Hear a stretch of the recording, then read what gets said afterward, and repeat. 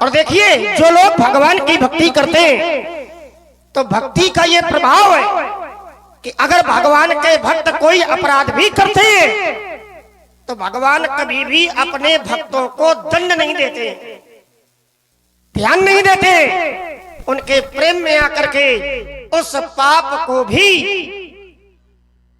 समाप्त कर देते हैं। तो राजा जनक है भक्त, इन समकाव न शिव अवराधे, जैसी आराधना राजा जनक ने की है भगवान शंकर की, ये श्रेष्ठ आराधना है। राजा जनक श्रेष्ठ भक्तों में है। तो अगर राजा जनक ने धनुष को तोड़वा करके अपराध भी किया है तो मेरा विश्वास कहता है कि भगवान शंकर कभी राजा जनक के विरोध में नहीं खड़े होंगे। परशुराम जी खड़े और एक भक्त के विरोध में खड़े। अब देखते हैं ये कहां तक टिकेंगे। चलते हैं महात्मा जी के पास। स्वामी जी प्रणाम। प्रसन्न रहो बेटा। और सब कुशल मंगल। भगवान शंकर का धनुष तोड़ दिया गया तो कुशलता चली गई, कुशलता चली गई। देख रहा हूं बड़ा क्रोध है। हाँ। और क्रोध के मूल में धनुष का टूट जाना है। बिल्कुल राजकुमार। अगर क्रोध के मूल में धनुष का टूट जाना है हाँ। तो महाराज बहुधन ही तोड़ी लड़काई। अच्छा देखो ऐसी समाज के अंतर्गत ऐसा क्रोध उचित नहीं है। अच्छा देखो तो मारे क्रोध के जांघें तक लाल पड़ गई। ये जांघें तुमको लाल आए दिख रही हैं? हमारे बेस को कहता है जांघें लाल पड़ गई हैं। दिख रही है ना इसलिए। तुम बाबाओं के बेस को क्या जानो, राजकुमार हो, राजमहलों में रहने वाले। ये धारियां दिख रही हैं ना लाल, इसलिए हमने सोचा शायद ना पैरों में भी क्रोध का प्रभाव हो गया। ये भी तिलक है। व्यापियों को शरीर। हाँ। तो मैंने बालकाल में बहुत धनुइयां तोड़ी, आपने ऐसा क्रोध नहीं किया, आज किया जा रहा है। क्या कारण है? क्या धनुष पर ममत्व है, ममता है? और अगर ममता है तो ममता का हेतु क्या है? सूक्ष्म समय में अपनी वार्ता को प्रस्तुत करें। हम पहले एक समझ गए थे बेटा तुम कितने भले आदमी हो। हाँ, इसलिए हम समझ गए थे ये ठीक ठीक नहीं दिख रहा, और हमारे ही वचनों पर इसने टिप्पणी किया। इन्होंने कहा महाराज हंसना ये विरोधाभास का प्रतीक थोड़ी है।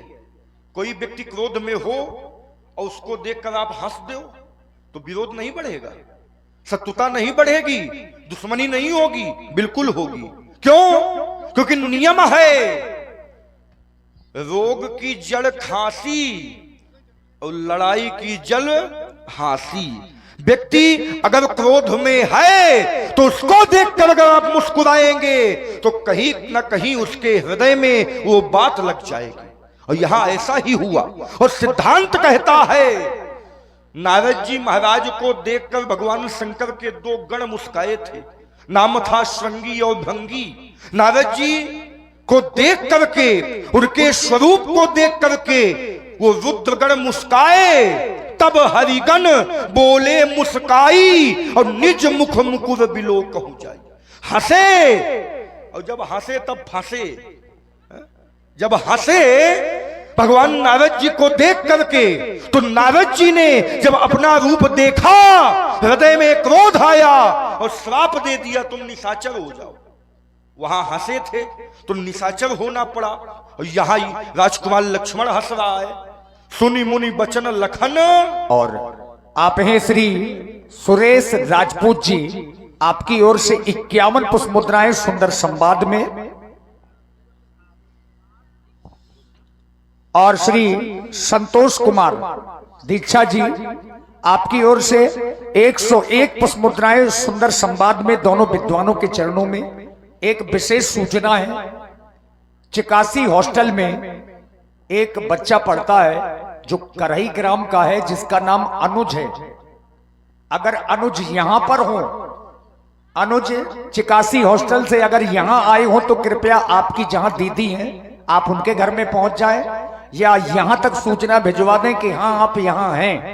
क्योंकि आपके अभिभावक परेशान हैं और विद्यालय परिवार परेशान है। भाई अनुज ग्राम करही से हैं जो चिकासी हॉस्टल में पढ़ते हैं, वो शायद यहां आए हो, तो कृपया या तो अपनी दीदी के यहां पहुंच जाएं या फिर मंच के पास में सूचना दे दें अगर यहां आए हो। साधुवाद। क्योंकि व्यक्ति के वाणी को सुनकर के उसके कुल का पता लग जाता है। व्यक्ति के शरीर को देखकर उसके भोजन का पता लग जाता है। यदा यदा मुंचति वाक्य जालम तदा तदा जात कुल प्रमाणम। शास्त्र का प्रमाण है बेटा। तुमने कहा, आपने घोषणा कर दिया, सो भी लगाओ बिहाई समाजा, न तुम्हारे जई है सब राजा। जब यहां कर्म एक व्यक्ति ने किया है तो फल भी एक व्यक्ति को मिलना चाहिए, क्योंकि नियम है कर्म प्रधान विश्व रचि राखा, और जो जस करे सो तस फल चाखा। ठीक है, कर्म एक ने किया, धनुष को तोड़ने के लिए सब नहीं आए थे, क्योंकि यहां दो प्रकृति के राजा है, साधु राजा है, दुष्ट राजा है। कुछ ने तोड़ने का प्रयास किया और कुछ ने तोड़ने का प्रयास नहीं किया। जिनके कछु विचार मन माही, तो चाप समीप महीप ना। उन्होंने न धनुष को उठाया, न धनुष के पास गए, और न धनुष को तोड़ने का प्रयास किया। तो वो तो निर्दोष रहे, उन्होंने कोई अपराध। तो राजा जनक ने अपनी घोषणा में उनको सम्मिलित क्यों किया? क्योंकि राजा जनक ने कहा था, सब नृप भय जोग उपहासी, और जैसे बिन विराग सन्यासी। तो सब में तो सब आ गए ना, चाहे अच्छा राजा हो, चाहे बुरा राजा हो, चाहे भला राजा हो, चाहे दुष्ट राजा हो। जब सब में सब आ गए तो परशुराम ने अगर कह दिया न तुम्हारे जी है सब राजा, तो कोई गलत नहीं कहा। और देखिए, इन्होंने कहा, महाराज जो यहां के राजाओं के हाथ का बल है वो चंद्रमा के समान है और धनुष राहु के समान है। तो नियम यह है कि राहु चंद्रमा को ग्रास बनाता है। एक समय ऐसा आता है कि राहु चंद्रमा को अपना ग्रास बनाता है, भोजन बनाता है, ग्रहण लगाता है। लेकिन इस राहु ने फिर वहां पर ग्रहण क्यों नहीं लगाया? बेटा, गुरुदेव की कृपा हो जाए ना तो बड़े बड़े संकटों से व्यक्ति उबर जाता है। हमारे लोग कहते भी हैं, गुरु मेहरबान तो चेला पहलवान। कहा जाता है कि नहीं कहा जाता? अगर गुरुदेव की कृपा हो गई बेटा तो बड़े से बड़ा योग भी नष्ट हो जाता है, क्योंकि नियम है किम कुर्वन्ति ग्रहा सर्वे यश केंद्रे बृहस्पति। अगर गुरु की कृपा हुई तो बड़े से बड़े संकट से व्यक्ति निकल जाता है, तो कहीं ना कहीं यहां गुरु की कृपा रही होगी, इसलिए उसके जीवन में ऐसा संकट नहीं आया। तुमने कहा, महाराज सिद्धांत है, हमने बचपन में बहुत सी धनु यहां तोड़ी, बहु धनु ही तोड़ी लविकाई, लेकिन कबहु ना असविस्कीन गुसाई। बचपन में बहुत धनु यहां तोड़ी। बेटा, तुमने बचपन में बहुत धनु यहां तोड़ी होंगी, लेकिन संसार में बहुत का नहीं एक का महत्व है। शैले शैले न माणिक्यम मौक्तिकम न गजे गजे, साधुओं न सर्वत्र चंद्रम न बने बने। पहाड़ बहुत हैं, लेकिन हर पहाड़ में मारिक रत्न नहीं मिलता। गाय बहुत हैं, लेकिन हर गाय के मस्तक पे गोरोचन नहीं मिलता। जंगल तो बहुत है, वन तो बहुत है, लेकिन हर वन में चंदन नहीं मिलता। व्यक्ति तो बहुत है, लेकिन हर व्यक्ति साधु नहीं होता। जो तुमने बचपन में धनु यहां तोड़ी तो बहुत तोड़ी थी, उनका महत्व नहीं था, क्योंकि जब वो तोड़ी थी तो ऐसी ध्वनि नहीं हुई थी। लेकिन जब ये टूटा है तो भरे भुवन घोर कठोर रव रवि बाज तज मार्ग चले। जब ये टूटा है ऐसी ध्वनि हुई है कि त्रैलोक कांप गया है, सारा ब्रह्मांड डोल गया है, सूर्य के घोड़ों ने अपना मार्ग बदल दिया है। तो जो धनु यहां तुमने तोड़ी थी उनमें ऐसा शब्द नहीं हुआ था। तो बचपन में खूब तोड़ी कोई बात नहीं, लेकिन ये धनुष विशेष था, क्योंकि ये धनुष एक था और संसार में एक का महत्व है। अस्तुरेन बालक कालवास बोलत तो ही न स्वभाव, धनु ही सम त्रिपुरारी धनु विदित सकल संसार। राजकुमार लक्ष्मण जो भी बोलो संभाल कर बोलो। चलिए, जहां से आप प्रारंभ हुए थे मैं वहीं से आरंभ हो रहा हूं। प्रथम बात, मैंने कहा कि सभी राजाओं को मारने का निर्णय आपने कैसे ले लिया? सभी राजा अपराधी नहीं है, और जब सभी राजा अपराधी नहीं है तो फिर सभी राजाओं को दंड भी नहीं मिलना चाहिए। ये न्याय दर्शन है। दंड संहिता के आधार पर जब तक अपराधी का अपराध सिद्ध न हो जाए तब तक न्यायाधीश अपराधी को कोई दंड नहीं देता। और यहां पर अभी अपराधी सिद्ध नहीं है और ना ही सामने है। अब बिना अपराधी के आपने इतना बड़ा निर्णय ले लिया। बिना जानकारी के इतना बड़ा आपने निर्णय ले लिया सभी राजाओं को मारने का। अब आपने एक बात लगाई, आपने कहा कि राजा जनक ने कहा कि सब न भय जोग उपहासी। ये राजा जनक ने कहा, सब न भय किसी ने तो जोग उपहासी, ये राजा जनक ने नहीं कहा। किसी ने तो कहा है, लेकिन क्यों कहा है? ये सामाजिक दर्शन है ना, ये कवि का लेखन है, ये कवि की भावना है प्रदर्शित की गई। सब न भय जोग उपहासी, जैसे बिन विराग सन्यासी। अब यहाँ पर सब नप में सभी राजा नहीं है, यहाँ सब नप भय जोग उपहासी में केवल वो राजा हैं जो राजा धनुष तोड़ने के लिए गए। और अगर सभी राजा उपहास के पात्र बन जाते तो फिर आगे ये ना लिखा जाता बोले साधु भूप सुन वाणी। आगे ये भी तो है, जो राजा उपहास के पात्र बने हैं वो अलग है, और जो राजा साधु है वो उपहास के पात्र नहीं है। तो यहाँ वो राजा उपहास के पात्र है जो धनुष तोड़ने के लिए गए, सभी राजाओं के लिए नहीं है। ये सब शब्द यहाँ केवल उन राजाओं के लिए है जो राजा धनुष तोड़ने के लिए गए हैं। लेकिन आपका जो निर्णय है वो सभी राजाओं के लिए कि जितने राजा हैं, क्योंकि आप जानते नहीं है कौन साधु है कौन असाधु है।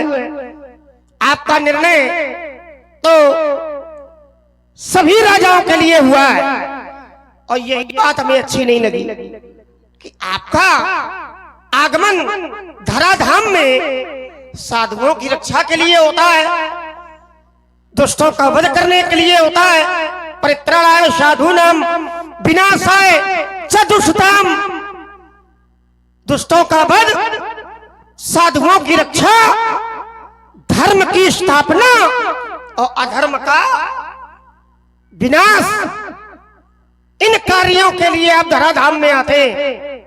और आप जैसे महात्मा के द्वारा, आप जैसे महापुरुष के द्वारा अगर दुष्टों के साथ साथ साधुओं का भी वध किया जाएगा तो आप अपने जीवन के साथ में न्याय नहीं कर पाओगे। इसलिए आपने जो सभी राजाओं को मारने का निर्णय लिया है ये ठीक नहीं है, ये उचित नहीं है। और राजा जनक के नियम में तुम ना जाओ। राजा जनक जो करेगा क्या वही कार्य आप करोगे? आप वो कार्य नहीं कर सकते हो। जैसे राजा जनक के लिए आपने जड़ शब्द का प्रयोग किया, क्या कहा है? जड़। और जड़ माने भैया जड़, जड़ माने, जड़ माने होता है मूर्ख। क्या होता है? मूर्ख। तो जो मूर्ख व्यक्ति होगा उसका नियम अलग होगा, उसका निर्णय अलग होगा। और आप राजा जनक को जड़ कह चुके हो, मूर्ख कह चुके हो, इसलिए जो राजा जनक करे उस नियम में आपको नहीं चलना। इसलिए राजा जनक ने अगर कहा भी है। और इसी सुंदर संवाद में आप हैं भैया अमरेंद्र कुमार जी पुरैनी वालों की ओर से 21-21 मुद्राएं, और श्री रमाकांत त्रिपाठी जी और जाहिर सिंह जी परिहार ग्राम कछुआ 51 मुद्राएं आपकी ओर से। श्री छोटे लाल जी राजपूत ग्राम जमखुरी वालों की ओर से भी 51 मुद्राएं दोनों विद्वानों के चरणों में। धन्यवाद। एक और राजा जनक को मूर्ख कह रहे हो और दूसरी ओर राजा जनक के नियम में चल रहे हो, तो ऐसा कोई कार्य न करो कि हमें भी आपको उस कोटि में खड़ा करना पड़े। इसलिए राजा जनक के नियम को हटाओ, राजा जनक के नियम को न अपनाओ। आप अपना नियम देखो, राजा जनक अपना नियम देखे। इसलिए आपकी जो घोषणा है सभी राजाओं को मारने की, ये उचित नहीं है, उपयुक्त नहीं है। आइए दूसरी बात, मैंने कहा था एक योग ऐसा भी है जब वो योग लगता है तो चंद्रमा भी राहु पर अपना प्रभाव छोड़ देता है। भैया ये ज्योतिष है और ज्योतिष का एक नियम है व्यास जी महाराज। ज्योतिष का एक नियम है। क्या नियम है? ज्योतिष का नियम है अगर चंद्रमा पर बृहस्पति की दृष्टि पड़ जाए, ध्यान देना मेरा, यद्यपि ग्रहण योग जब लगता है तो ग्रहण योग में राहु ही चंद्रमा को अपना भोजन बनाएगा, या तो केतु बनाएगा या तो राहु बनाएगा सूर्य और चंद्रमा को। ग्रहण योग का ये नियम है और ग्रहण योग लगता भी है, ग्रहण पड़ता भी है, आप लोग जानते हो।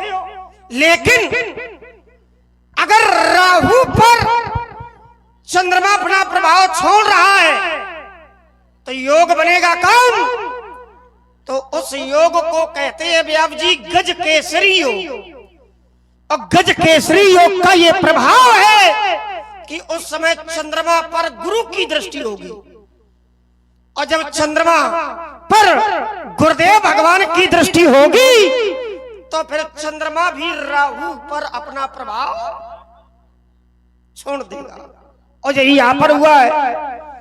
धनुष तोड़ने वाले को गुरुदेव भगवान ने आदेशित किया, उठाऊ अमुक भंजऊ भव चापा और मेटऊ तात जनक परितापा, तो सुनी गुरु वचन चरण सिर नामा।